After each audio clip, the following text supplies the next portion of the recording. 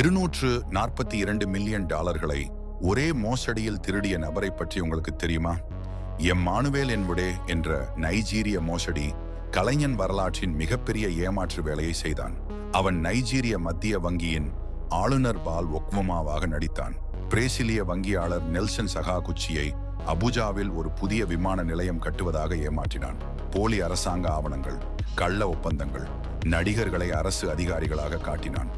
மிகவும் அனுபவம் வாய்ந்த சர்வதேச வங்கியாளர் கூட சந்தேகப்படவில்லை.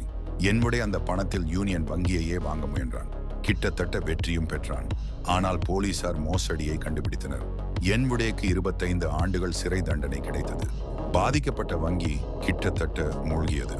ஒரே ஏமாற்று வேளையில் 242 மில்லியன் டாலர்கள்.